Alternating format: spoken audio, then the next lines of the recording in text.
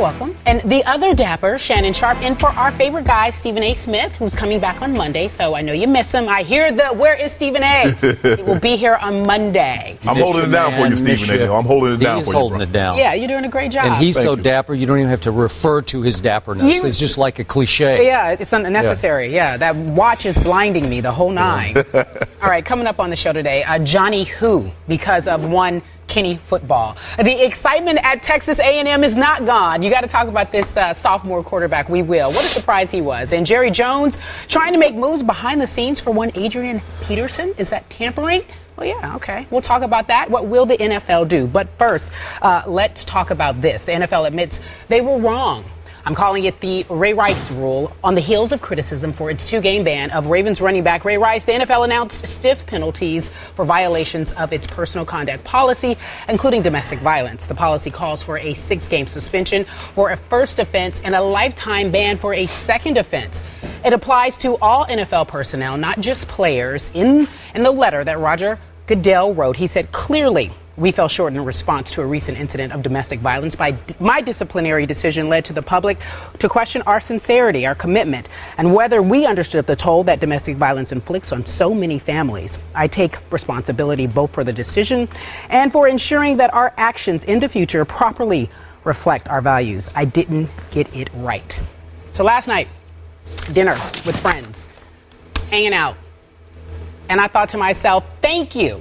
Finally, you got it right. You admitted that you were wrong. For me, Shannon, for me, Skip, that means he's a true leader. I had no problem. Whether he was pressured to do it, I'm glad he did it. He's essentially saying, and this is the big part for me, a man telling another man, you hit a woman, you're wrong. There will be strong repercussions in our fraternity and a league that is extremely valued by so many people. And of course, you have 40% women who are your fan base. So you're saying man to man, you can't hit another woman. Otherwise, you're in trouble. We will not tolerate that. And for me, they didn't miss a step. It's far reaching. It's just obviously not the players. It's the people who want to be a part of the league in the future. And for me, I'm like applauding. Roger Goodell, you got it right. Thank God. Shannon, you heard this. Your reaction. Measure 10 times, cut once. Instead of cutting 10 times because you measured once. I'm going to be as measured and as thoughtful as I possibly can be while being as open and as honest as I can be. Yesterday, I sat in this very chair and addressing the Mike Tomlin, Le'Veon Bell, LeGarrette Blount situation, Skip, and I said it's never too early to send the right message. Commissioner Goodell followed me up later in the day saying it's never too late to send the right message. He admitted that he was wrong because he said his decision came off as soft and sensitive to a large demographic, which are the women that watch the National Football League. See, in our society, crimes against animals, children, the elderly, and women are met with swift and harsh judgment because we look at these as being the least likely to defend themselves against a man. They're vulnerable. And we want the actions to be taken that represent that you were wrong in what you did. I commend the commissioner. Now, even though the first offense is 6 games, second offense is a lifetime ban, you can apply for reinstatement. There's no guarantee you'll get it. Some will say that's still not enough. For some, it's still not enough. But for the commissioner to come out and say, I was wrong, right, spoke volume to me. Mm-hmm. He admitted that I was wrong, Ray Rice, I was wrong in what you did. Because I think the thing, what really bothered a lot of people, you hear about domestic violence, but we got an opportunity to see on the videotape. Right. Now, we don't know what actually happened in the elevator. All we saw, the doors open, his fiance, then now wife, laying on the floor. He's dragging her out. Commissioner Goodell, he swung a swift and hard hammer yesterday. Yeah. There is no gray area. Right. Where you stand on this. Right. If first offense is 6 games, right, second offense, lifetime ban. Skip, I commend him. I think he made the right decision. I have several points I'd like to make on this issue. Okay. And I invite both of you to jump in at any time you feel. Point number one. Forgive me for this, but I hesitate to stand up right now and applaud our commissioner of the National Football League and say, wow, this man finally, for the first time in his commissionership, admitted he was wrong, especially about this all-important issue. I hesitate to do that because I'm hoping this isn't just a brilliant PR move designed to turn Commissioner Goodell back into something of a sympathetic figure here. He admitted he was wrong. And designed just to placate.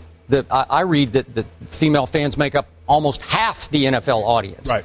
I hope it's not just designed to placate them, to pat them on the head and say, I got you here. I've got your back. Because remember, Commissioner Goodell does still retain what I would call dictator-like power. He is judge, jury, and executioner. And in his letter to the owners yesterday, he wrote that punishment will be doled out with consideration given to mitigating factors. That means what? I don't know. That's a little vague. So here today, again, this is a great start, but I want to see our commissioner's feet held to the fire going forward. I don't want to see the next offender of domestic abuse given some pass because of mitigating factors here. I want to make sure this isn't just a lot of boilerplate PR that we just went through here. I'm hoping it's not. I'm leaning toward it's not, but I want to see actions speak louder than the words that we heard. And this is just me. And again, this is a great start. Right. But point number two, this bar was set so low at 2 games for Ray Rice that I can't stand up and applaud 6 games because I said, what did I say from day one on Ray Rice? Yeah. 8 games. I was hoping that the bar would be reset at half a football season because you know as an ex-player, the psychological deterrent, the impact of 8 games, even for a first-time offender, means I can't do that. If I strike a woman, I am gone for half of a football season. Again, I'm happy with 6, wanted 8. Because 8 sends a little stronger psychological message. Does that make sense? Yes, it does. Half of a football season. Okay, go ahead. You want to jump in? But here's the thing, Skip. I think the biggest thing, because we saw a lot of comparison between the Josh Gordon possibly being gone for a whole year for marijuana, Ray Rice striking his then fiance for 2 games. Okay. The drug suspension is collectively bargained. You know, a 3rd offense is 4 games, a 4th offense, you're gone for 16. Now we have something on the table that's concrete. We know exactly where we stand. It's hard to go from 0 to 60 because I think what you were asking the commissioner to do, we had nothing on the table. So basically, Commissioner, and you just said you don't like the fact that he's judge, jury, and executioner. So you're asking him to go from 0 to 95 I am. Without anything being agree. on the table. I agree with you, but 95 was necessary and correct. That's just me. But again, bar was set so low, shamefully low by this regime that I thought they could correct the error by going all the way to 8 games first offense. But that's just, again, maybe that's pie in the sky, and you make a very realistic, reality-based point. Yeah, we start out. Okay, all right. On your next point. Ray Rice. I know this new punishment is not to be retroactive, but this is just me because I felt so strongly when Ray Rice got off with a veritable wrist slap. Is that fair to say? It is a wrist fair slap? to say, yes. That I now wish, in the best of all worlds, that Ray Rice could get 6 games of suspension. I know, in this country we have what's called double jeopardy. You can't retry the same offense twice. But, okay, that's fine. I get all that. It's just kind of in my heart of hearts. I still wish that Ray Rice could be further punished because, as I told you the day after his press conference, I still didn't hear enough from him about what he's going to do. Yeah, the one he did with his teammates watching, right. That I didn't hear enough from him about how he's going to help domestic abuse causes. Is he going to contribute financially? And how is he going to help by speaking out, educate other players as to what the pitfalls are here? What did I do wrong? What happened inside the elevator? I should have done this and I didn't do that, okay? But we didn't hear any of that from Ray Rice, so I felt like he was even given a pass off that press conference. But in the end, back to your original point, this will forever be known now as the Ray Rice rule. That's it. Okay, so he will forever be linked in shame to this new punishment.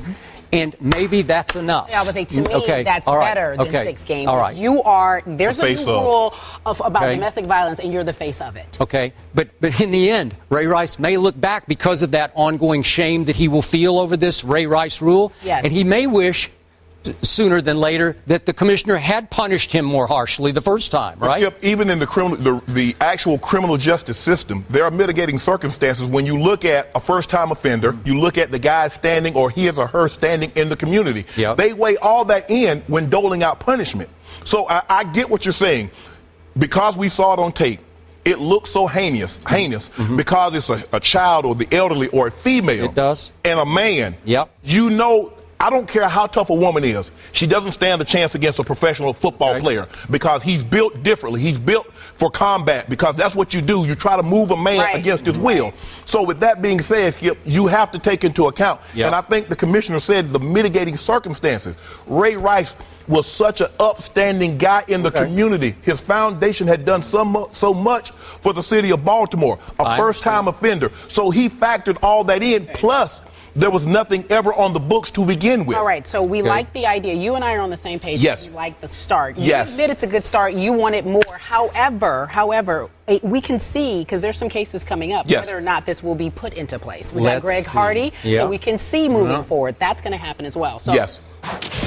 well, according to our Dan Van Natta, Cowboys owner Jerry Jones took a phone call from Adrian Peterson. That's the Vikings running back. You all know that. Back in June, on the call, Van Natta witnessed Jerry Jones and AP having a conversation that went something like this. AP asking if he could be a Cowboy, and Jerry responding with, quote, well, we'll see if we can make that happen. Peterson issued a statement, in short, basically saying it was a casual conversation between NFL colleagues, and he wants to retire as a Viking. All right, Shannon, what should the NFL do? First, I want to explain something to Adrian Peterson. Peyton Manning, Tom Brady, LaShawn McCoy are your colleagues. The guy that signs your check, his colleagues are Mr. Bob Kraft, the Maras, the Rooneys. A colleague is a peer, a guy that's equal to you. So it's not we're talking amongst colleagues. If I call Skip Bayless is a colleague of mine. The guy that signs Skip and I's check, he's not a colleague. The guy that signs the check at another network that have a show similar to ours, they're colleagues. Jerry Jones is brazen and really cavalier to take that call in front of a reporter. Because basically what he's saying is, I don't care. He knows he should not be having conversations of this magnitude with a player from another team that's under contract. He knows that. He admits, I didn't report it. I didn't tell the Minnesota Vikings. I didn't tell the National Football League. See, Jerry's problem is he's the problem. He hires a chef to cook, but then tells him what to cook and how to cook it.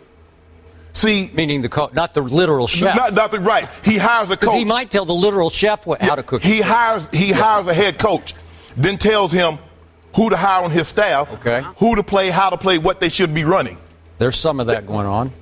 See, when he had Jimmy, when you win Super Bowl, Skip, everybody wants more credit than they deserve. The guy that cuts the grass on the field, he thinks I was the reason they won the Super Bowl. The janitorial service, the people that prepare the food, I played a big hand in that. Jerry Jones wanted a bigger stake because Jimmy was getting so much of the credit. He just can't let it go. And now, he's been doing it. I saw his business cards. Owner, general manager, CEO. And guess what? All those titles, he has nothing to show basically since Jimmy left. Skip, it's not going to change. They did win the next year, you remember. Yeah, with Jimmy players. I could have coached that team to a Super Bowl. Really? Yes. You could have done. I disagree you doubt with that. You doubt that? That was a very difficult team to handle. Okay, think about it. Think of the egos you had in that locker room. Deron, Michael, Emmett, Troy, those are huge egos. I talk to Michael Irvin all the time. So do and I. I say the best thing, I am so happy Jerry fired Jimmy. I don't like to get into conjecture or speculation. But there's no question in my mind if Jimmy Johnson is the coach of that football team. I agree with they that. win 4 or 5, maybe even because they were young and he trimmed the fat. Okay. They came to work. He drove them every single day. And then Jerry, on the way, we had a good restaurant going. We were cooking this, some little pot roast. We had little ribs and a couple of burgers. And then here comes Jimmy coming in. He wants to fry fish. Okay. And now my restaurant's gone downhill since. So the topic is what should the NFL should. The NFL should. Shannon has now pushed all of my buttons. I saw you sit biting your lip. I must say publicly, I wrote a whole book about what you're talking about. And trust me on this, who was the key addition that helped the 1992 Dallas Cowboys win the first Super Bowl? They would not have won without Charles Haley. Thank you very much. Who engineered and drove home the trade for Charles Haley against Jimmy's best wishes? Jerry Jones. He initiated it with Carmen Policy, a rival within the conference, and pulled it off. And Jimmy was like, I can't coach that. I can't coach that guy because San Francisco couldn't coach that guy. Right. And okay, so that's a whole other issue. So you got to give him a little bit of credit. But he wants more than he's deserving of. Wait, back to the topic. What did you say the NFL should do? They should fine him. Okay. The NFL should do nothing to Jerry Jones because this is one big much ado about nothing. Let us reconstruct here. This was a basic pie-in-the-sky, pipe dream, bizarre phone call from Adrian Peterson to someone in Jerry's luxury box before a George Strait concert at Jerry World. And a friend walks up while Don Vanata is standing there, and the friend says, hey, Jerry, check this out. Hello? It's Adrian Peterson. Well, Jerry's kind of a prisoner at that point. Now, by the letter of the law, you're supposed to then hang up the phone and call the Vikings and said, you can't believe what just happened. Adrian Peterson just called me. Jerry, ever the gracious host in his luxury box, tries to kind of get through a conversation with a guy he really admires, a kid who's he's 29 years old now, but an Adrian Peterson from the state of Texas, who would love to finish his career with the Dallas Cowboys. Unfortunately, Adrian Peterson has 4 years left on his Vikings contract at about $16 million a year.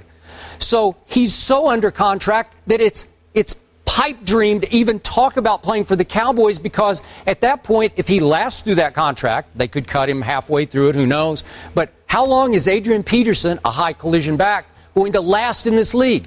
How realistic is it that he would soon join the Dallas Cowboys? Not realistic at all. It's impossible. Was Emmitt Smith not to finish his career in the Cowboys uniform, or Joe Montana not to finish his career in a 49ers uniform? But Emmitt Smith was not a high collision back. He made you miss like no one I've ever seen. As Norv Turner used to say, he has the most incredible quickness in confined spaces. You couldn't get a hit on him. And God knows, the last 4 years of his career, he ran out of bounds. Adrian doesn't run out of bounds very often. So how much longer after he's played 7 years? Can he last 2 more, 3 more as Adrian Peterson? My point is, if they hold his feet to the fire in Minnesota for 4 more years, in year 5, we're going to what, 2018? Is it realistic he would finish his career as a Dallas Cowboy? Should that be tampering? Well, maybe Minnesota Vikings can get some of those picks back with that foolish trade they made with Dallas with the Herschel Walker. Okay, but that's not the point here. That was in 1989. Let me ask you a question. Under the letter of the law, can an owner from a team have talks with a player under contract from another team? By the letter of the law, no. Okay, but sometimes he break the rules. Okay, but sometimes you have to take into account mitigating circumstances. And the circumstances are so bizarre. Why would Adrian Peterson call a friend of his who just happened to be in Jerry's luxury box and Jerry's handed the telephone? He's like, hello? What? That's Adrian Peterson. Yeah. So you're going to fine him for that? You want me to believe on one Thursday night, Adrian Peterson happens to pick up a phone, calls a guy that just so happens to be at a George Strait concert in Jerry Jones' box. Jerry Jones happens to be there. They say, don't ask me, ask Adrian. I don't know. They say too many coincidences. Is that one? Yeah, exactly. So are you suggesting Jerry initiated this long before? I'm not suggesting anything. I'm saying he broke the rules under the letter of the law.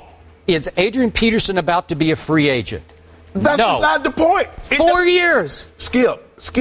Skip, It's ludicrous. It doesn't matter whether or not he's going to be a free agent. You cannot have talks to a player on another team that's under contract.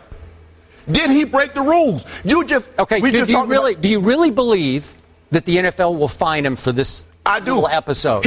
I do not. Van Natta said, Jerry said, we'll see what we can do. Well, he's just being a nice guy, like trying to get him off the phone. Man, come on, Skip. Come on, Shannon. Skip. I love Jerry too. He sends me He sends me a Christmas card and a Christmas ornament every year. See, I love it. He's a good guy. He's a great guy, but he was wrong in this instance. Oh. This is so innocent. It's so he's a prisoner of a moment when he's just trying to say, hey, Adrian, what are you going to do? Get off the phone. How dare you call me? Is that what you want him to say to Adrian Peterson? But listen, maybe they were joking. Maybe he was like, oh, we'll see what we can do. Okay. Well, the commissioner's not going to he's not going to be joking when he had out that fine. Last night on the road against a top 10 SEC team, Kenny Hill of Texas A&M played so well it made people say, Johnny who? The sophomore quarterback broke Johnny Manziel's single-game passing record with 511 yards. Hill's first career start, and he led the Aggies to a win over South Carolina. That team was so much better than us. It wasn't funny. Out-coached us, outplayed us, better prepared. They knew what they were doing. They only rolled up, 680 yards. Shoot, they knew what they were doing. It was a mismatch, coaches and players. Mismatch tonight. If we played them again, they'd be a 3-touchdown favorite. Kenny football, baby. Let's go. Kenny football, baby. Let's go. We don't have Kenny football here, but we do have analyst Robert Smith joining us. It's a pleasure to have you back. It's been a minute. Yeah, it has been. Okay. Yeah, I'm happy to be back. So we need some education. Surprised by one Kenny Hill? To a degree I was. And it wasn't so much about Kenny Hill, because when they were talking about Johnny Manziel being out last year, they raved about this guy. As a true freshman, they were saying that he was going to go in there and be able to do a lot of the same things. Very athletic guy, great arm, great head on his shoulders, although we know he had a little bit of an incident, as young men do. The bigger surprise for me was just how poorly South Carolina looked. Now, we talk about Jadeveon Clowney being gone, but Kelsey Quarles being gone off of that defensive line, Chaz Sutton being gone, Legree and Hampton, both of those cornerbacks gone. But he had done such a great job of recruiting over the last few years. I didn't think it would look this bad, but you have to give a lot of credit, not just to Kenny Hill, but to the coaching staff. Jake Spavital took over as the offensive coordinator, has done a tremendous job. Everybody's wondering, Cliff Kingsbury, he's gone now. We'll never be able to do the same thing. Well, I'll say this about Kevin Sumlin. It's not just Jake Spavital. If the pieces around you are changing and the results stay the same, maybe it's got a little bit something to do with you. Totally. So not just Kevin Sumlin as an offensive mind, but I think as a leader of men. He knows to have a little bit of fun. Did you watch the video of the post-game video? From Sumlin? Sure. Yeah.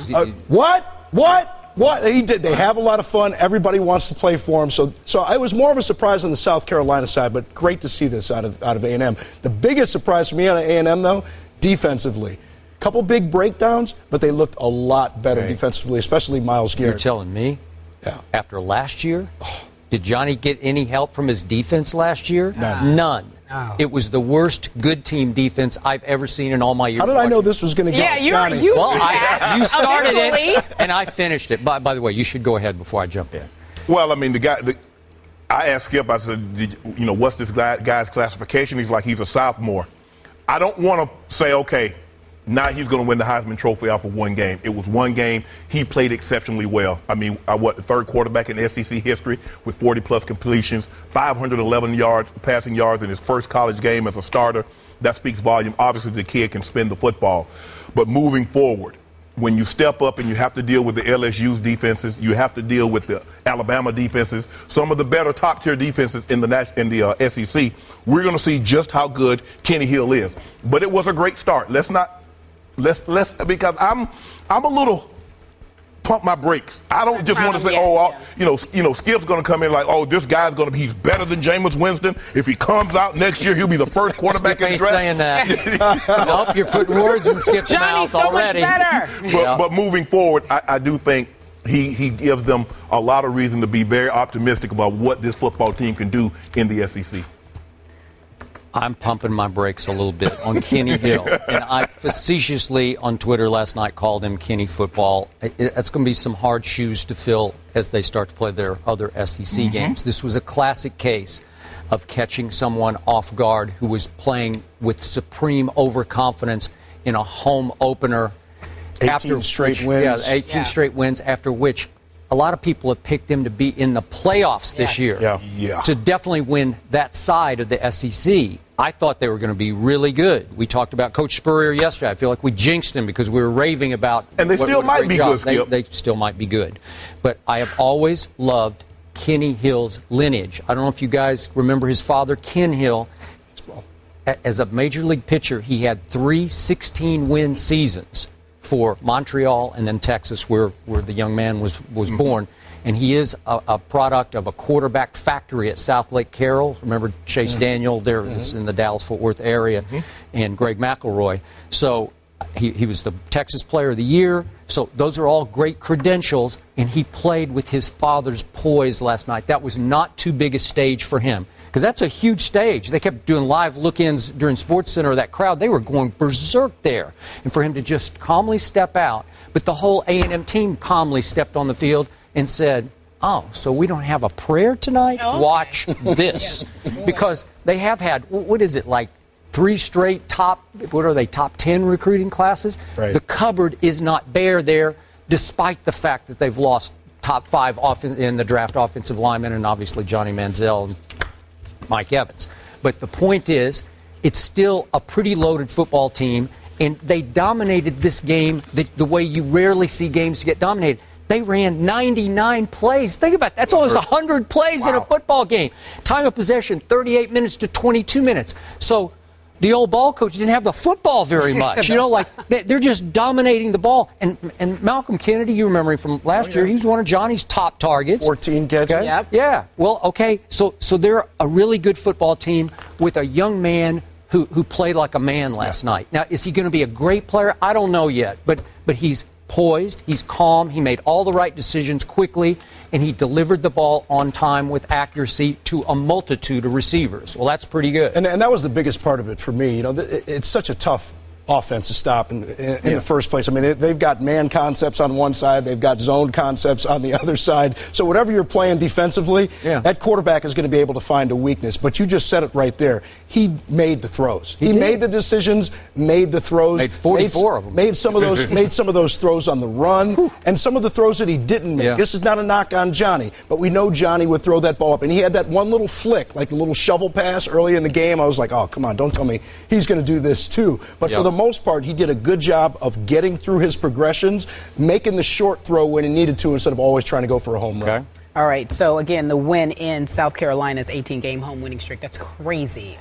We let consider that for a moment. Let's talk about Kenny Football and his debut. We want to know what you at home think about him. Go to Twitter and respond to the hashtag Kenny Football debut. Now, somebody brought up Johnny Manziel. Was that you or was that him? I'm not for sure. Robert started it. Robert started it? Okay. So he Robert, can't talk about him enough. Robert, it's your fault. We're going to talk about Manziel. He played the final preseason game for the Browns against the Bears. Manziel played 5 series, 6 for 17. Oh, boy. 83 yards and 1 touchdown. We're grading, guys. We're handing out grades. Skip Bayless, greatest performance.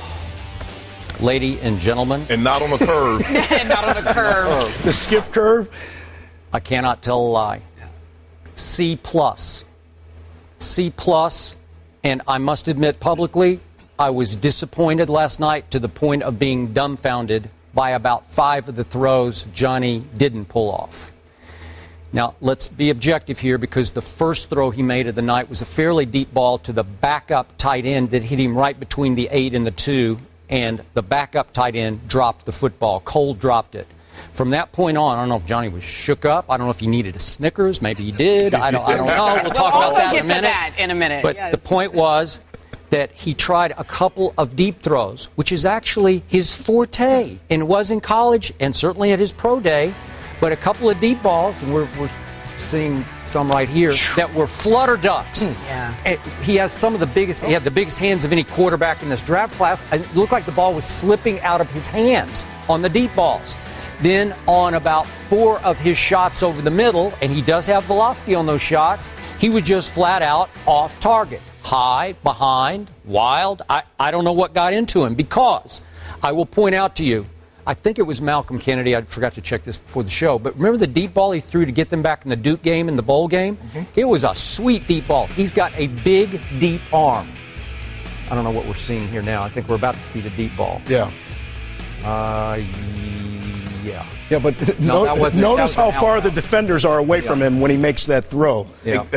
And therein lies the problem with Johnny football. In college, you throw, there's separation. In the NFL, you throw on anticipation. Okay. And if you look at Johnny Manziel, he's a guy that makes the majority of his plays outside the pocket. You talk about the deep ball, 50% of his deep ball would throw up to Mike Evans. Mike Evans out jumps everybody, gets the football. They were not throwing on timings. You didn't see him throw out routes. You didn't see him throw deep comebacks. It's run around, throw the ball up, Mike Evans come down with it. He's a guy, and after you said what you said about it, he gave him a C+, Robert. The ball fluttering all over the field. He's running around, throwing it underhand. He gives him a C+.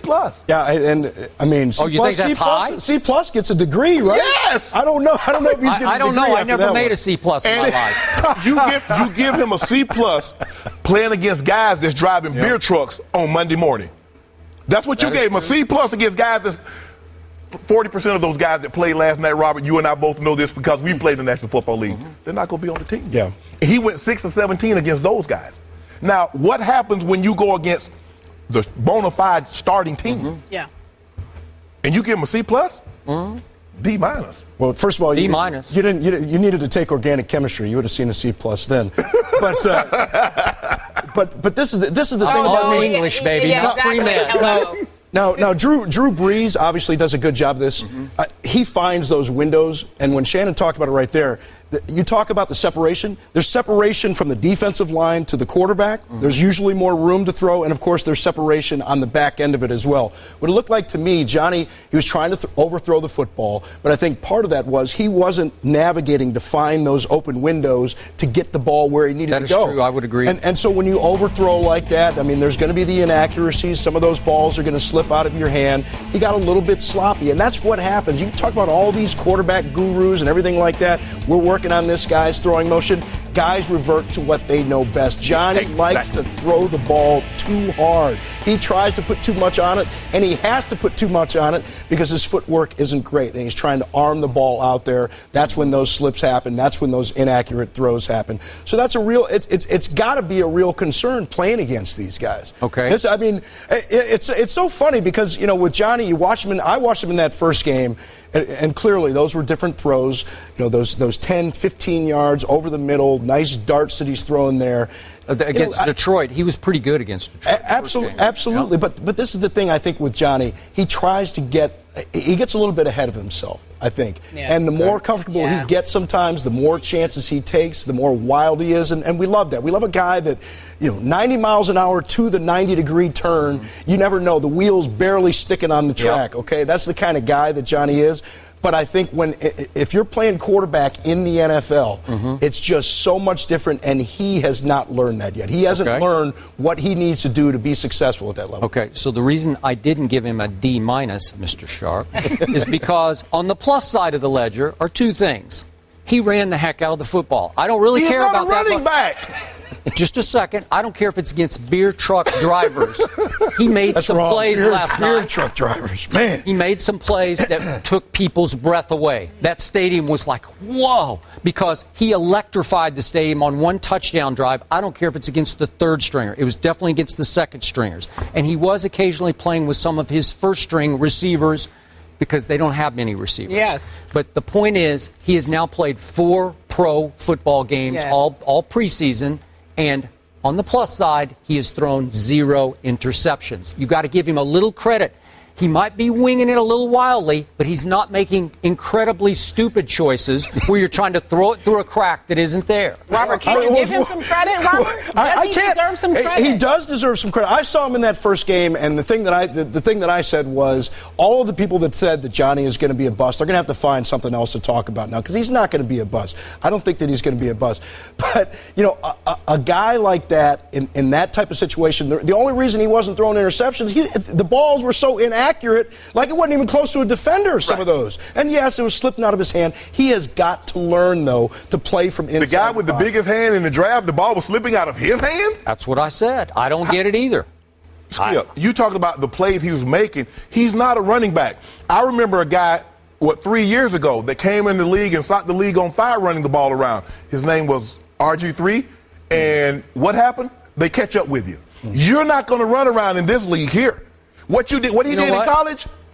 Okay, now wait a second. But you made the case yesterday that Robert has to run around to be Robert. No, but didn't he make that case? I did, but I'm saying you accentuate what Johnny Manziel did. He's a quarterback. The quarterback still, at the end of the day, he must throw the football accurately from the pocket. Okay, timeout. Last quick point. Make it. Last year in college football, among power conference quarterbacks, Johnny Manziel, hold on just a second, had the best in the nation. 74% of his pocket passes were caught. How do you explain that?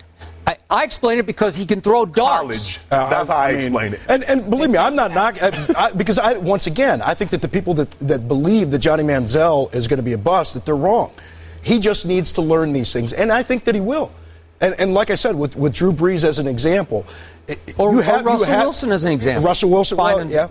He doesn't have Russell Wilson talent around him, or he doesn't play with a defense like Russell Wilson. Yeah, true. But is Shannon Sharpe concluding Johnny is a bust? No, I'm not. Look, I give a guy 3 years. I got to see. I'm not going to grade, one game or 1 year. 3 years, we'll know what a guy is, because after that, quarterbacks don't normally get better after their third year, Robert. They get worse. All right. So we got plenty of time. The jury's we're deliberating on Johnny. And how many top 10 quarterbacks have we seen? Of course, he wasn't a top 10 quarterback, but how many top 10 quarterbacks have we seen that have been absolute busts? It's a completely different game. Completing passes from the pocket in college is just completely different from what you have to do in the NFL. Time out. Sorry. Maybe that's okay. Enough. We want to talk about something, because you mentioned it earlier, Skip. You said maybe he needed a Snickers. Maybe he did. Maybe he needed a Snickers. He just wasn't feeling himself. Yeah, let's roll this commercial. Tell me what you think. Come on, gang. Work those thighs. Who's got a pelvis? Now do some arm circle things. Add a little jazz to it. Now do this. Now let me see you boogie. What's my name? Johnny Jam Boogie. Hey, man. Eat a Snickers. Why? Because you're Johnny Football. Better? Better. Who are those ladies? Don't worry about it. You're not you when you're hungry. Snickers satisfies. So clearly he wasn't himself last night, Skip. So that's why he had that 6-17 performance. No? What do you guys think of that commercial? I love the commercial. Do you? I love it. The more fun a guy can poke at himself, I mean, the better you like somebody like. But I like to see guys play first before they start doing commercials. Peyton Manning, Andrew Luck has yet to do a commercial. And he's yet to do much in the playoffs. 7 interceptions last year. Oh, the playoffs. I don't think that would merit it. Hold up. Where did he do this at? The playoffs. Yeah. Okay. When Johnny Manziel get to the playoffs, we'll talk. Okay. But you can't blame Johnny Football for being popular. This is true. I'm not. They're asking me to do a Snickers commercial. I'll go do it right now. Yeah, but here's the thing. Andrew Luck, I can assure you, they've asked Andrew Luck to do a lot of things. I agree with that. Yeah. I agree. And you're correct about that. But you are also correct. What shocked me about this commercial is Johnny was willing to poke fun at himself, and I wasn't sure he would be willing to do that. Sometimes he takes himself pretty seriously. In this case, he takes himself completely unseriously. That's a good sign. Our Chris Mortensen spoke with Peyton Manning about the fine he received for smack-talking DJ Swearinger. Here's what he told Mort. And he tweeted, rather. Peyton Manning notified by NFL he is fined $8,200 for taunting of DJ Swearinger. No appeal, Peyton. He said, quote, I accept it. Money well spent. Money well spent, Shannon. You like the way you had to say? I love it. I love it. Yeah. Because I think because we see Peyton in these commercials, we see him as very passive, very meek, humble. But he's got a fiery spirit. And I'll tell you a funny story. In 1993, the first player in the draft was Steve Entman.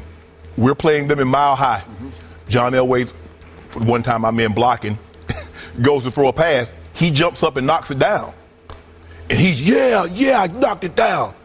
And John walks over to him and says, you're the first pick in the draft, and you're excited that you knocked the pass down? So 2 plays later, he throws me a touchdown. He walks back over to him. You didn't knock that one down, and walks off the field. Peyton is the unquestioned leader. You want to have your quarterback to have some fire, to have some spunk, to let him know, he wants to let his teammates know that I'm in this with you, and I'm just as fiery and emotional and want to win as bad as you do. I love what Peyton had to say. I love it. But it took this late in his career to see this flash from Peyton? Maybe this is the only time that, the last couple of years they put an emphasis on taunting, because before I'd have been flying out the wazoo, because I had a lot to say about everything. Okay, so let me get this straight. Yes. You are both applauding Peyton Manning for running down half the field after throwing a touchdown pass and getting in the face of a second-year safety whose hit on Wes Welker was not remotely, to me, dirty or cheap. Right? That's what you're saying. So you're okay with that? I'm absolutely. Because to me, not only was it way out of character for Peyton Manning, I thought it was out of bounds because of the circumstance under which he chose to taunt, and he was fined for taunting. I think that there would be some teammates who would say, okay, you stood up for Wes, but was Wes really victimized on that play? Did Wes not duck his head right into the line of fire? I don't believe any of his teammates will say that. We see Tom Brady do this every game. Gets into the face of opposing players, go face-to-face with Terrell Suggs, and you didn't have a problem with that? Okay, I don't, because he's within his bounds on why he's doing it. Somebody challenged him, and he'll challenge back. That kid from Pittsburgh, remember that? And he ran to the end zone because the kid had predicted before the game they were going to upset the Patriots in Foxborough. And he's like, take that, a la John Elway on Impman. No, but remember, you said they had history. We talked about that. They had history that week. I don't know if you can call that history, but it was the Wednesday practice. So maybe that was him feeling like he needed it. Swearinger picked him off, and Peyton thought he was got a little too loud and proud about picking off a pass in an 11-11. Pick that off. Yeah, pick that one off. Okay, I'm with you on that, but it was supposedly about Wes Welker. You knocked Wes out of the game. I don't think he knocked Wes out of the game. I think Wes knocked Wes out of the game. Sometimes it's not the instance at that moment that causes this. He just needed something to get him fired up. It was more of the interception in the Wednesday practice that made him upset, because I'm sure he was probably high-stepping a la prime time down the sideline. Yeah, I picked off Peyton Manning. And Peyton says, okay, I got something for you. Pick that touchdown off. Kick rocks, Swearinger. Okay, so does this mean that the Denver Broncos are not going to win this year's Super Bowl? Yes, it does. You know why? Because it means that he's tough and he's not. We're going to discuss this later in this show. Later in this show, we're getting to it. Skip, how do you make a jump from the guy gets in the guy's face and says, yeah, till they're going to win the Super Bowl? How do you make leaps like that? No, because that's what he's thinking. Because they got beat down by the Seattle Seahawks 43-8, but now we have the new Peyton, who's going to jump in the face of DJ Swearinger in the end zone after a touchdown pass, and that means the Broncos have turned it around after the Super Bowl. And they're prohibitive favorites. But who did they beat down to face the Seattle Seahawks? I forget. Your New England Patriots and Tom Brady. He had the one off day of his life. The one. He's ever had. The one. Next question. Oh, you're a mess. Yeah, I am. Okay. The preseason came to a merciful end for Eli Manning and the Giants offense. Eli was inefficient for the 5th straight postseason game, going only 1-4 for 0 yards against the Patriots. The Giants offense was riddled with mistakes. When Eli was on the field this preseason, head coach Tom Coughlin spoke about it after the game. I thought the worst play of the night was the misconnection between Reuben Randall and Eli. And, he thought that one of those kind of things, and everybody in this room is tired of hearing that stuff. So that there's no place for that. All right. Well, Eli had the worst season of his career. We remember that, 27 picks. So let's scale this down here, or up. 1 to 10, how concerned should Coughlin be about Eli Manning? 11. Ooh. Wow. The worst play of the night is when the offense came on the field. That's been the entire story of the preseason. We have not seen anything that would make us believe that Eli and this Giants offense is going to be better than what it was last year. Because I think Eli won a Super Bowl and we said Eli Manning is elite. Eli Manning is not elite. He never has been. He never will be. Thank you. I agree. He's a guy, either he gets to the playoffs and win you the Super Bowl, or they totally miss the Super Bowl. Elite quarterbacks don't lead the National Football League in interceptions. I understand that he's learning a new system for the first time in his career. The verbiage is different. The ball comes out a little different. Everything is on timing. But he's looked awful. Eli has looked like a rookie quarterback, not a quarterback that's won 2 Super Bowls and been a 2-time Super Bowl MVP. But he is what he is. We need to stop thinking that Eli Manning is one of these upper-level quarterbacks, because he's not. And his play in the preseason, and I don't want to put a whole, but he has to look better than what he's looked. And if I'm Tom Coughlin, I'm at 11 because I've seen nothing that would ease my mind to say, you know what, guys, we're ready for Sunday night when we open up the season. Or Monday night, whenever they play. That was the most insightful answer you've ever given on this show. And I applaud you for that answer, because I agree with everything you just said. I'm going to give Eli a C+ for no, that was the last one. That was Manziel. C+. No. Yeah, no.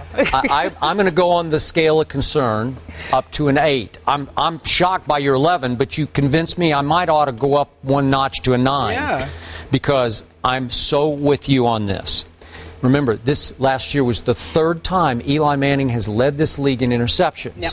But how did he wipe his slate clean the previous 2 times? He bounced right back and won a Super Bowl off leading the league in interceptions. Well, that's hard to argue with, even though you can argue with a couple plays that he made in the Super Bowl where he closed his eyes. And threw the ball. You don't. He did. You don't. But he did. He did. He's not. They're not winning the Super Bowl this year.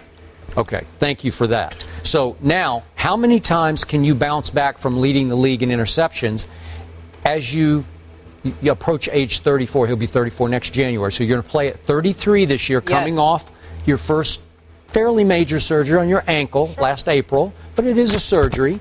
So can you keep bouncing back like that?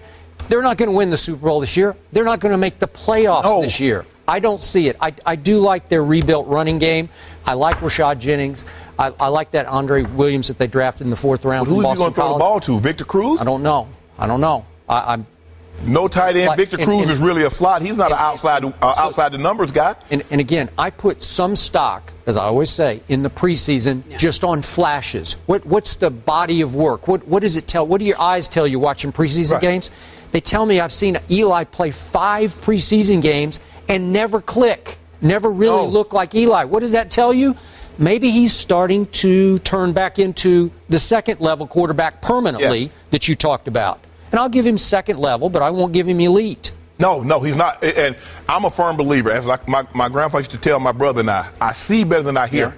I hear all these people telling me Eli's elite, but I see a guy that's leading the league in interceptions 3 times, 27 last year. I'm watching a guy in the preseason that doesn't even resemble a top-level quarterback. Let's forget the elite. I don't see a guy in the 10 to 15 range. I mean, and now, as I mentioned, who's he going to throw the football to? He doesn't have a tight end. Victor Cruz is really a slot receiver. And so when you line him up outside, he can get open occasionally, but they haven't been able to get on the same page. He and Ruben Randall has not been able to get on the same page. I just don't think, they got an improved running game, Skip, but you're not winning championships running the football. You better be able to throw the football. Some. Well, he hasn't thrown it very much of any in the preseason. And coming off last year, I understand what you're saying. Normally, he follows up a bad season by going to the Super Bowl. He does. They're not going to the Super Bowl. They should have a ticker tape parade down the halls of Canyon if they win 8 games. Oh, should they? I agree with that. So I did use this as a plus for Johnny Manziel. Yes. I will say this. Eli did not throw a single interception in the preseason. But then I'll use how many touchdowns? Okay. I think he threw 1 touchdown. So in 5 games. In 5 preseason games, he threw 1 touchdown. That is correct. But I'm going to use the Robert Smith defense, which was maybe Eli was so inaccurate that neither could catch it. Neither the DBs nor the receiver could catch it. ESPN Radio. With the action on the court, the diamond, or the gridiron. Comes alive. The NBA. The San Antonio Spurs are the world champions. Major League Baseball. The Boston Red Sox have won the World Series. The new college football playoff. The Seminoles have completed the perfect season. You're home for the best in sports play-by-play. ESPN Radio. The question if Michael Sam earned a spot on the roster he did not earn a spot on the roster. And when you look at his play this entire preseason, he played extremely well. But when we look at the defensive end position for the St. Louis Rams, Robert Quinn, Long on the other side, two guys that are bookend defensive ends that have long careers here. And he had to go against Ethan Westbrook, a young free agent defensive end who he could not beat out. Michael Sam's a good football player. He's not going to be a player for the St. Louis Rams, but look for him maybe to be on the St. Louis Rams practice squad. Well, he had a really good performance tonight. He had another 6 tackles, but, Ethan is really going to be putting a big, tough spot on him. I think it's going to be very hard for him to beat him. He was an undrafted free agent out of Texas A&M, West Texas A&M, and so I would sit there and say I think Michael Sam is probably not going to make the Rams. All right, wow. Okay, so this is just some of the reaction after Michael Sam's preseason came to an end on Thursday. Sam had a team-best 6 tackles in a loss to the Dolphins and was impressive throughout the preseason, arguably. The Rams must cut their roster down to 53 like everyone else, and Sam seems squarely on the bubble. Do you think he'll make the cut, Bayless? I don't know, to be honest. And I must tell you, when I was watching SportsCenter early this morning and I saw our friend Darren Woodson and also Mark Dominic, both of whom I respect, say he won't make the roster, might make the practice squad, I was really surprised by that because I said before the draft, as Kerry can attest, I would have taken Michael Sam in the 3rd round. He obviously lasted until the 7th round. And I am prone to really like, productive SEC football players. And he was highly, Michael Sam, productive. He was the co-defensive player of the year. I watched him a lot. I watched him against Johnny Football. And every time I turned on Missouri's games, even in the SEC championship game, I saw Michael Sam jump off my TV screen. That's my rule of thumb. If you see a player flash, that means they got a pretty good shot to translate into your league, into the big boy league. And in this case, I don't know Ethan Westbrook's, but when I do turn on their games, he's flashed to me because he can play every defensive line position as an undrafted free agent out of West Texas A&M, but he's more versatile than Michael Sam is. But Michael Sam is high energy. He's a specialist, but he could be a valuable specialist to have to send into a football game to just juice it up, to take the emotion up, the excitement up. He's going to make a couple of plays a game off the edge that will get your crowd back into the game, get you back into the game, maybe force a turnover. I want that guy on my football team because he will continue to get better and better because his energy and emotion will be 1,000% every play that he plays. And he's played like that through the preseason. So for me, it's hard to understand how you don't want that on your football team, even though that is your strongest position on the football team. You strengthened your strength when you drafted him because we all know they're extremely deep at that position. I don't care. I want to strengthen my strength because he will make me a better long-term football team with him on my squad. So I don't see how you could cut him, but that's just me because I liked him so much before he was drafted. Well, they cut SEC players all the time. They do. Yeah. The SEC is a very good conference, but it's not the National Football League. I see a guy he's an effort guy. I don't know how you keep a guy that's going to play maybe 3 plays a game on the active roster when he doesn't play special teams. And I heard as we were going to break, Michael Sam say he's very confident. I was a 7th round draft pick when they had 12 rounds. It was 192. I didn't sleep a wink. And I played all the special teams. I was a gunner, punt return, kickoff return, and I got a lot of reps with John Elway with the first team, and I still didn't sleep a wink. I don't know where his confidence, and I applaud the kid. He's very confident. But when I see a guy, he doesn't jump off the screen at me. I see a guy that's an edge rusher. All he can do is wipe away. He doesn't have a stop-start. He doesn't have change of direction. He doesn't have a bull. You never see him bull anybody. When he tries to bull, he's not that way. He's stationary. But see, as a defensive end, you watch Chris Long, you watch Robert Quinn. Now, I'm not going to say... you're going to the top of the list. I'm saying, but when you watch guys that can rush the quarterback, and this is what these guys do, they rush the quarterback. They come with a hump move. They come with a cross your face. They have bend. They can dip the hip. They can bend the corner. Michael Sam is just a guy. A guy gets lazy, sticks his hands out there, he wipes them away, goes around the edge. But you see him too many times get pushed completely off the screen. And I just don't know. I wouldn't go that far. I see him get pushed off the screen? I'm just okay. I see better than I hear. I hear what you're saying, but when I watch him, that's what I see. I see a guy, he's an effort guy. And I don't know, given the circumstances that they have on defensive line, and as you mentioned, I watch Ethan Westbrook because I heard Jeff Fisher talking about him. I said, well, I'm going to see what they're talking about. This dude can play. This dude can rush the passer. Now he can rush it from inside or outside. Now they've increased the practice squad, Skip. They've gone from 7 to 10. And so, you know, a lot of times, sometimes if you're worried about a guy if you put a guy on the practice squad, you must release him.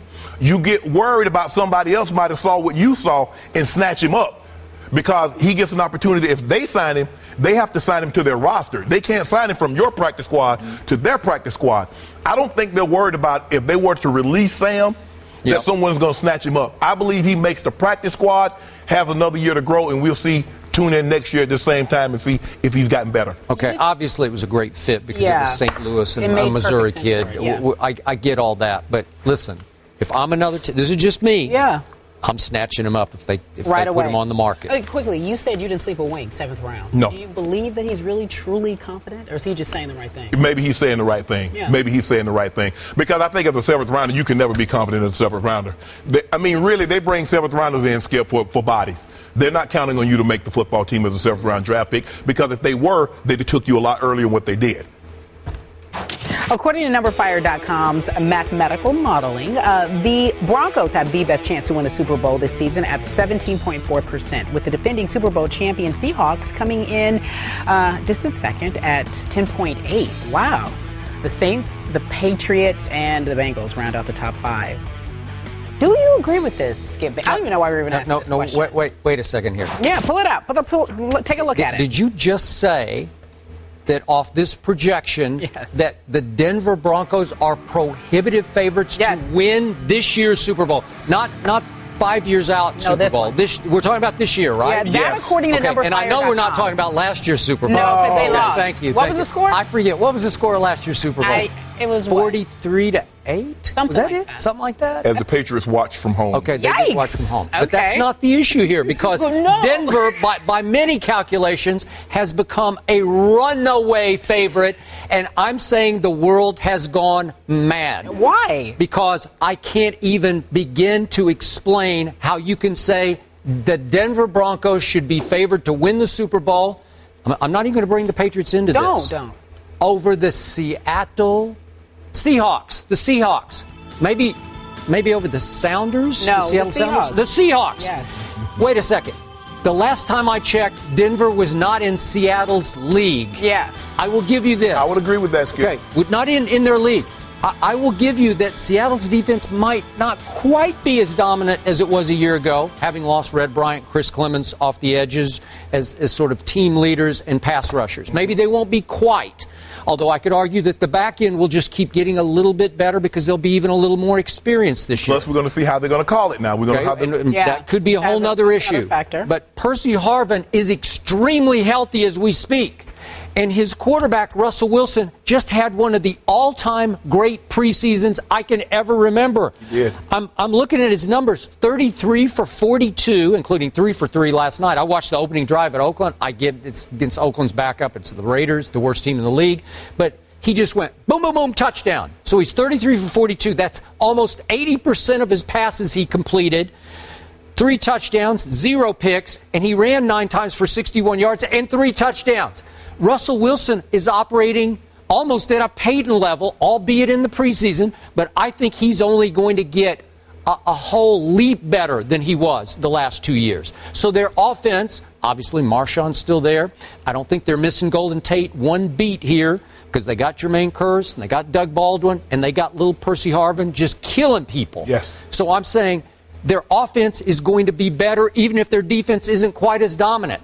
So now I look at the Denver Broncos and I say, what are you telling me? Is it just strength of schedule we're doing here because the Denver schedule is quote-unquote weaker? Well, you know the Denver Broncos, they play the entire NFC West. Okay. So they got Seattle, they got the 49ers, they got the Rams, and the Cardinals. So to your point, I'm looking at Denver's easy schedule here. And I'm saying you have to go to Seattle. You have to go to, who's that team up in Foxborough? You have to play in Foxborough at New England. What happened there last year? Okay. All right. They have to go to New England. Lost. They have to go to Cincinnati.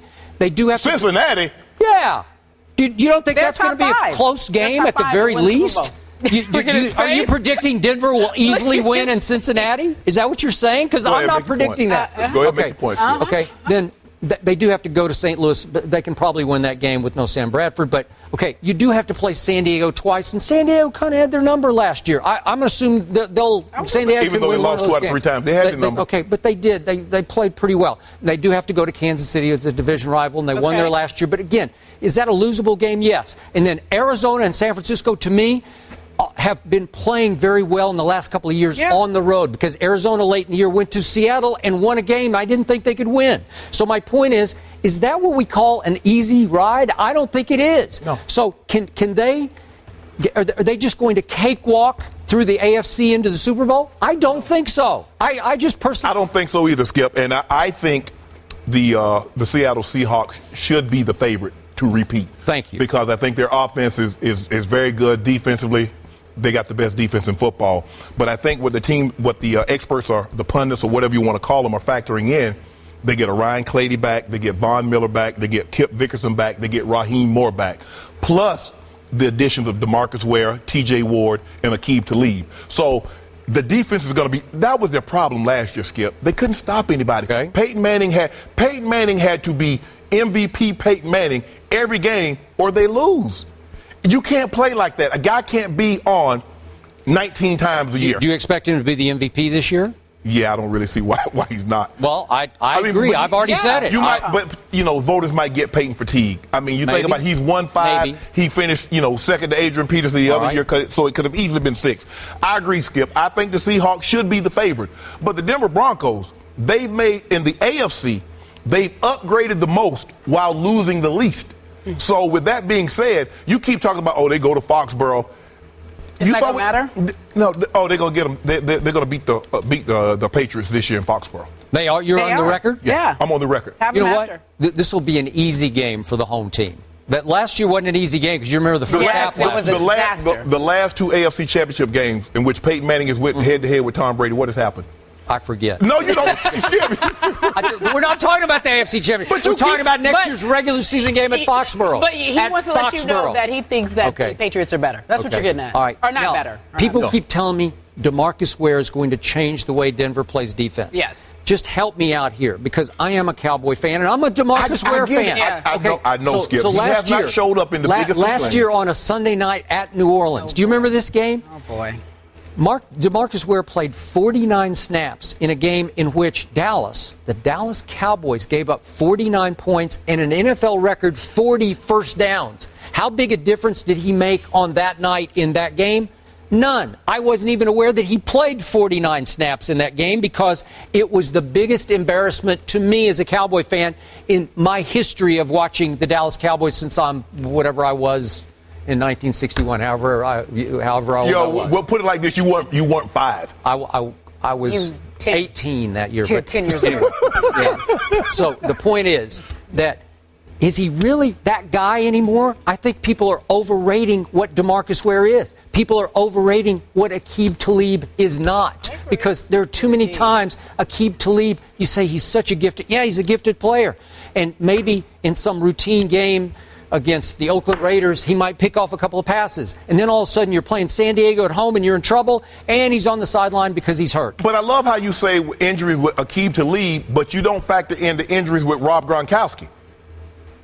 I mean, you make it seem like he plays 16 games every year. I haven't been making a case for New England in this whole conversation. I'm talking about New England. I'm talking about Denver versus Seattle for who's going to win the Super Bowl. But before that happens, they have to win the AFC. You always talk about the New England Patriots and Tom Brady. Tom Brady and Bill Belichick, they're the best tandem. They're this and that. All I know is when everybody shoved their chips to the middle of the table for a chance to go to New York and play in the Super Bowl, Peyton Manning and John Fox raked all the chips to their side. Okay. So who did not have Rob Gronkowski at the end of the year last year? The Patriots. Patriots did not have him. They didn't have him at the start of the year either. How far did they get last year? AFC Championship game. Thank you. So without Rob Gronkowski, they got all the way to Denver in the AFC Championship game and had a decent chance to win that game without him. And the Broncos, without Ryan Clady, Von Miller, Kip Vickerson, Raheem Moore, got all the way to New York. And then what happened? Skip, you 43 to 8 happened. You can't have it both ways. I can't have it. We're only talking about Denver being prohibitively favored over Seattle. How do you explain that? You couldn't explain it, and you said it's wrong. I'm saying that's my only argument here. I don't want to talk about New England. But you always bring it to the equation. I'm giving you this. Let's just presume, just hypothetically, that they get to the Super Bowl. Okay. Then you're going to tell me that the Denver Broncos, with all their upgrades, will then be favored over Seattle to win the next Super Bowl? I believe they will. I believe they will. I believe they will? You think you seriously think they'll be the Seahawks? Yes. Did I just back you into a corner? No, you didn't back me into a corner. Skip, it's the preseason. Can I see a game? Can I see him play one regular season? Because injuries factor in everything. Peyton Manning or Demaryius Thomas, or the same thing with Russell Wilson, Marshawn Lynch. That changes the whole dynamic. Yeah, okay. What if? Okay, I'm not presuming that Rob Gronkowski is going to be healthy for my New England Patriots. Are you presuming that Wes Welker is going to be able to play every year for your Denver Broncos? I believe that Broncos can sustain a healthy offense without Wes Welker more so than the Patriots can without Rob Gronkowski.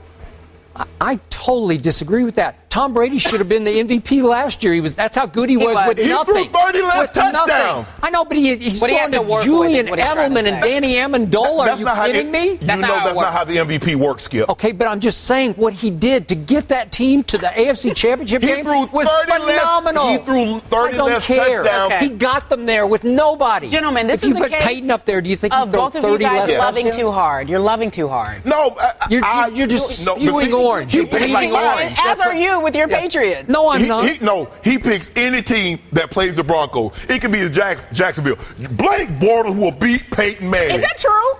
In 2011, that was not the case. Do you remember what happened in 2011? Who was the biggest Denver Bronco fan in the world that year? What happened? It was him. He was trying to say. Oh, because of team. Oh, yeah. Man, stop it. Skip, stop.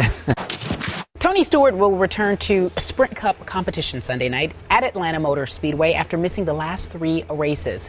The 3-time NASCAR champion has not raced since his car struck and killed fellow driver Kevin Ward Jr.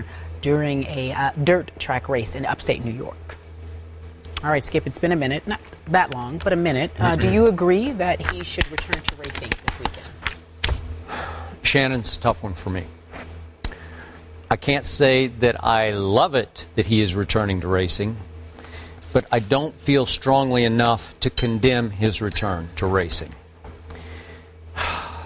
I read lots of quotes from lots of his fellow drivers who still believe in Tony Stewart, and they say that he has taken this so hard that he has gone into seclusion, basic seclusion, and that they're a little worried about him, and they want to see him get back as soon as is feasible and possible to doing what he does, which is race cars.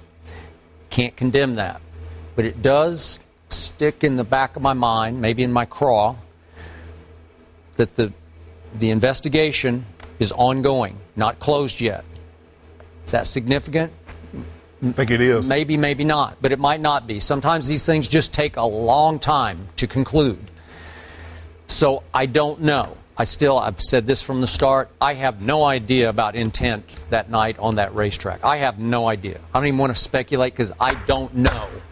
But if NASCAR has concluded that he is now eligible to return, I can't take issue with that.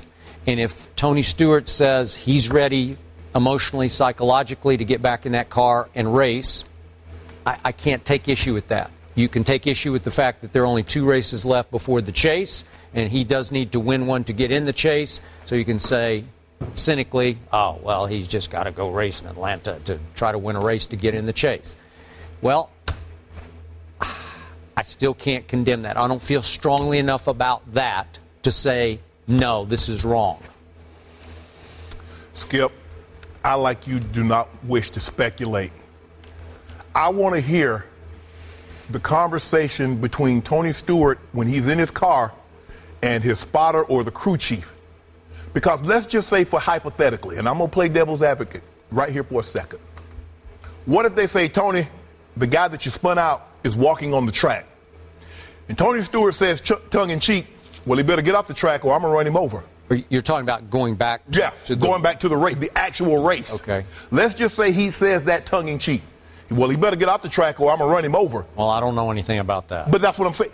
Normally, when people, when they get spun out, they ask what happened. Jeff Gordon is saying back and forth, well, Kevin Harvick pulled down in front of me and I had nowhere to go. So I'm assuming the authorities are privy to that information. That's what I want. I just want to hear the conversation, what was going on with Tony Stewart and his crew at the time of the accident. I'm not saying that any of this happened. But as you mentioned, the investigation is still ongoing. And when is too long or not long enough? I know if, for me, I don't know running over somebody knowing that I took a man's life. Maybe it was an accident. I don't know. Let's just say it was an accident. That doesn't make it any easier. Nope. But it's what he does. I mean, he drives race cars for a living. There's inherent danger every time he gets on the track that he can lose his life or his accident can cause someone to lose their life. So does he take the rest of this year off? Does he take half of next year? Skip, there's really no right or wrong answer. The only thing that I do know and that he ended up doing, he shouldn't have raced the day after the accident was caused. So I can buy that. Moving forward, Kerry, Skip, I can live with any other decision about him racing. But I just knew that day, that Sunday after the accident happened, that Saturday night, he shouldn't have gotten in the car. Maybe after we watch him discuss this at around 1 o'clock today, right? We'll have a better sense, that you might be able to read his body language a little bit, hear just how exactly he sounds when he discusses this, and maybe you'll draw a little different conclusion. The Cowboys' much criticized defense took yet another hit on Thursday, weeks after cornerback Orlando Scandrick was suspended for violating the NFL's PED policy. Safety Jakar Hamilton was suspended the first 4 games of the season for violating the NFL's substance abuse policy. The Cowboys had the worst defense last season. So how bad will it be this season? They're missing some key pieces. Wow. I'm going to give you this, Shannon. I'm sure you can be objective about this question, okay? Okay. How bad will the Cowboys be? Seriously. I can't wait to hear this. Let's just say I do not see vast improvement on that side of the football. No, I think they're going to be equally as bad as they were last year, Skip. Yeah. When you look at the pieces that they lost, you look at the pieces that were on the team that played bad that's still there, and now you lose Scandrick, you lose this guy to drug suspensions. It's going to be tough. The offense, and see, you hate this because now this is going to put even more pressure on Tony Romo to take more risk, and he's already a risk taker with the football. He's always, not always, but sometimes he puts the ball in harm's way more than he should because he realizes his defense is not going to do him any favors by taking the football away. So now with this, on top of what's already transpired in the offseason, Skip, they might break the New Orleans Saints record of being the worst defense ever in the National Football League. By the way, although they were 32nd and last in yards allowed last year, they were only 26th in points allowed. So you got to give them a little credit. C+. I'm kidding. Yes. They were about a C+. Okay. Yeah. What did we watch happen last night at South Carolina? We watched A&M walk in with no chance to win that football game. A&M, I've made the case again and again, last year with Johnny Football there, had the worst good team defense I've ever seen in all my years of watching college football. Can't remember what they wound up being ranked, like 116th in the nation. Yeah. They were pathetic. So Johnny, a la what you're talking about, Tony Romo, knew when he stepped on the field, I'm going to have to score 45 for us to even have a prayer in this game. That was usually what it took. So is it possible that the more we talk, and I don't disagree with any point you just made about the Cowboy defense or lack thereof, is it possible that there's still enough pride in that locker room that Rod Marinelli is a good enough teacher and coordinator that they finally just say, heck with all you good people. Watch that. We're going to play with a little chip on our shoulder this year. We might be a little better than you think we are. Skip. Is that possible? Skip. Yeah. They put man on the moon. Anything is possible. Yep. How likely is it? Okay, let's think about this. Let's just think about this. In the defensive line, they did add a Henry Melton, who's a pretty good player. Who's coming off of what? I don't care about that. I'm going back to what he used to be. I gotta go on his history. Okay, but George Selvey's pretty good, and I think Jeremy Mincy is decent. And Bruce Carter is a very athletic linebacker who has his moments. Jerome Mincy, the guy that got released from the Jacksonville Jaguars. Yes, that guy. The worst team in the National Football League. Okay. They used to be. Okay. Okay. Then Brandon Carr has had his moments in this National Football League when he's been pretty good, right? They hadn't been good the last. Okay. I call him used car because if you want a touchdown, I get put your best receiver against him. I agree. But he has talent. I've seen him play big in some big games.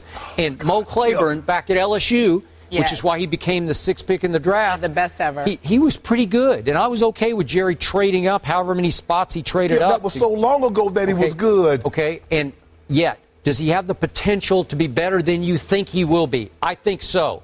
So Barry Church, J.J. Wilcox at the safeties, I'm just saying, as a unit, they might surprise people because nobody's going to take them seriously. Yeah. So there could be the chip on the shoulder pads factor where they get off to a better start than you think and will keep this team in games that its offense has a chance to win by scoring 35 points because they're going to have to score 35 a lot. Or against Peyton Manning, 51-48. They needed to score 52 points to win that game. Yeah, that's all they needed that game. You know, Warren Sapp told me the other day, he says potential means you haven't done anything yet. That is correct. And you know what potential does? Get coaches fired. Now, I don't know how much longer Jason Garrett's going to be able to go 8-8, 7-9, and whatever he's been going the last 3 years and maintain his job. Yeah. But, Skip, all the things you just mentioned, Henry Melton coming off of ACL, George Selvey's a guy, Jerome Mincy, the Jags, the Broncos, $9. Skip, let's be realistic, Skip. Yeah. Like I said, possible, they put man on the moon. Okay. Anything's possible. All right, but probable and likely. How likely is it that they're any better than what they were last year? Honestly, take your Cowboy love. Just take your heart out of the equation here, just for 1 second. I have no heart left. They snatched it. Yeah. And you're done with them, right? I'm pretty done with them. No, you're not. You're making it. Okay, so I'm going to hold your feet to the fire since this is the last day you're going to be on the show, at least for a little while. Okay. And I'll let you reserve the right to change this by next Thursday night when the NFL, kicks off, right? Okay. Yes. Dallas will finish with what record this year? 7-9. You're giving them 7? 7-9. 7-9? Yeah. Well, then how can you tell me they're going to have the worst defense in pro football and win 7 games? What did they have? What did they finish last year? What did they finish last year? Even the Saints, when they had the worst defense in football, they finished 7-9. They're always 8-8. So I got to at least give them 8-8, right? No, I don't see that. That's about right. 8-8 is about right. Jason Garrett will bungle a timeout. The time will run off the clock. The game they should have won. 6-10. Listen, seriously, and I do reserve the right to change by next Thursday night.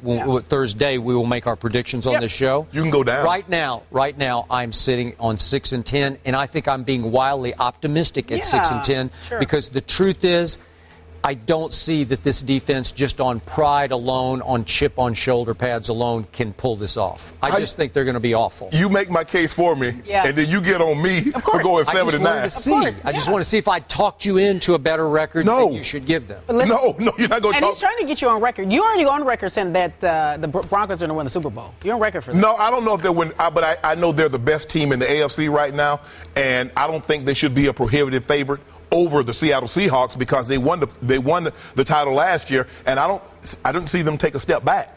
All the key pieces are back for the Seahawks, so they should be at least. But I think they're factoring in the history of a team repeating. Right. Like I said, complacency and injuries are really the two things that derail repeats. Clean it up, huh? You got to clean it up. You want to just get that on record to clean it up a bit. So I like the Broncos over.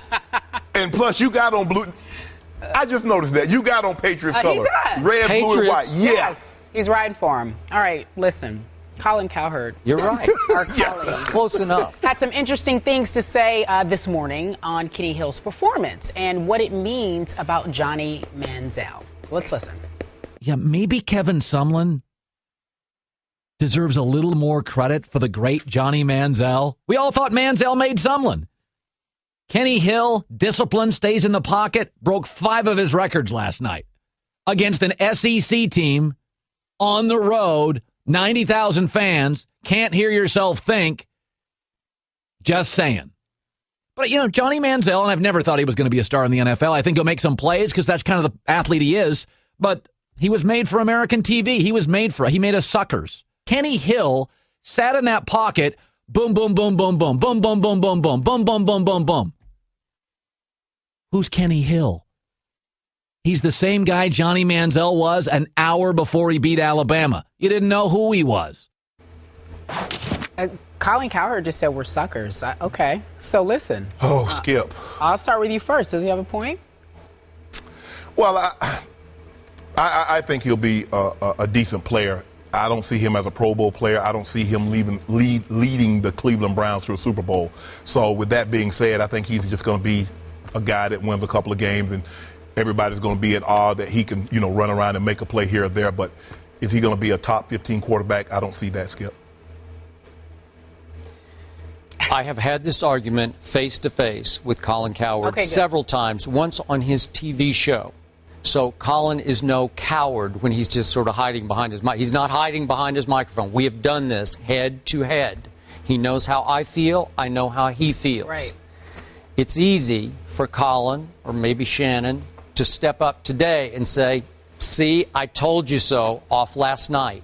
Johnny Manziel has now played in parts of 4 preseason National Football League games. And you're ready to say he can't play, that he's a bust? Yeah. Well, Colin thought he was a bust before the draft. Okay. I thought he could make Pro Bowls before the draft. No, I don't see that. Well, I'm dug in, and I'm not going to change off what I've seen. Because remember, Johnny Manziel got thrown into an offense with which he was not even remotely familiar. He had to occasionally get under center, and he'd never been under center before. He had to come up with verbiage and remember verbiage on the fly that he'd never heard before. Their whole design at Texas A&M was to look at only half the football field. Now he's being asked to read across the football field, option 1, 2, and 3. It's a brave, new, crazy world that he's trying to get comfortable in. And after one preseason game last night, you're going to say he's a bust? That is ludicrous to me. So let me finish. So I asked my friend Colin Cowherd, Peyton Manning, as a rookie starter in the National Football League, led the league by throwing 28 interceptions. When Peyton was at Tennessee, he could never beat Florida, Steve Spurrier's Florida.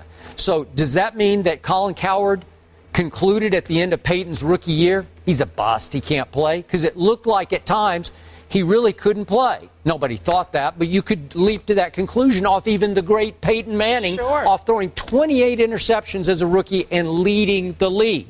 So after 4 just little spurts of preseason, mostly thrown in with a backup offensive line that is horrible, can't protect anybody. It's like sieves, it's turnstiles. Manziel gets the, even in the shotgun, he gets the snap and he's like falling back on his back foot because people are all over him in a heartbeat. Is that fair to evaluate him off what he did? And we didn't hear the rest of the sound, but Colin said nobody knew who Johnny Manziel was before he won that game at Tuscaloosa. Everybody in College Station knew who he was because he'd already been nicknamed Johnny Football, because a lot of people who cover high school football in the state of Texas had already concluded he was the greatest high school player they ever saw. So he had a big reputation that he carried into College Station and Texas A&M. A lot of people in Texas knew who Johnny Football was. Trust me on that, Colin Cowherd. And he didn't go into South Carolina against a revamped defense. He went up against Nick Saban's Crimson Tide defense in their lair, in their stronghold, and just took him to school. And then Saban had a whole offseason to get ready. This is I would say the greatest defensive mind in college football. Would you agree with that? I agree. Okay. Had a whole offseason to get ready for Johnny Football in College Station. Right. Couldn't stop him. And did he win? No, he didn't win, but he had no defense. Alabama just scored at will whenever Alabama wanted to score, and so Johnny's just in a shootout. And how he even hung in the game, I still don't know. Right. But it was a great performance from Johnny Manziel against a Nick Saban defense, which prompted Nick Saban to conclude, I've never encountered a greater competitor than Johnny Manziel. Now, that's a mouthful from Nick Saban, 40-odd years in the business. So let's keep this in perspective. In fact, Nick was here. Bob Stoops was here. He destroyed Stoops' defense in the Cotton Bowl when Stoops had. Okay, so they both concluded if he can stay healthy, he's going to be really good in pro football. That's their view of it. Can he stay healthy? That's why I dismissed the running quarterback part. He's a great slider, and he's a tough kid because he's built stocky. But again, in your league, no. It's hard to keep doing what he does, and I don't want to see it. He can throw it from the pocket. He can throw it on. He's better throwing it on the run. He was last night. You can do things with him that even his reverse escapes can create some time and create problems on the back end of a defense. Those are the things he does. Not just well, he does them rarely. Like he's rare. I've never seen anything quite like him before. So can he figure out slowly but surely how to win in the National Football? Yes, he can, and yes, he will. And again, all the doubters and haters can stand up today and get on their soapbox and say, it's over. See, he's a bust because he struggled with backups against backups, beer truck drivers, as you call them, maybe on Monday morning. Mr. Sharpe. Skip. Just because a guy is not a top 15 quarterback doesn't necessarily mean he's a bust. I don't see him going to a Pro Bowl. Manning, Brady is going to play at least 2 more years. You got Andrew Luck, you got 10 years. Big Ben's going to play at least 4 more years. Phillip Rivers, Andy Dalton, Joe Flacco. He might be, with all being said, well, he's the worst quarterback in that division. And I think sometimes, well, if he's not elite, that means he's bad. No, Skip, there's room for more than one type of quarterback. Everybody can't be great in the National Football League. There's room for I mean, just think about it. The NFL is not made up of 1,800 great players. We throw that word around too loosely. Johnny Manziel might have a good career, but the kind of career that you think he's going to have, where he's a Pro Bowl player and lead Cleveland to all these playoff wins, I don't see that remember, happen. Colin is concluding that we're all suckers. We're all suckers. Yeah, nope, we're not. For it. That might be what Colin. I didn't conclude that. Yeah. I'm just saying I think he's going to be a guy that has a decent career, but he's not going to be one of these guys that when his career is over, you're like, wow. I'm glad I got a chance to see Johnny Manziel play in the NFL. Hall of Famer Shannon Sharpe filling in. Good job. Bravo. Thank Good you. job. Thanks for having me, guys. We appreciate it. We'll be back Monday, 10 a.m. Eastern on ESPN. I beat the brakes off Skip, didn't I? You beat the brakes off. I beat the brakes off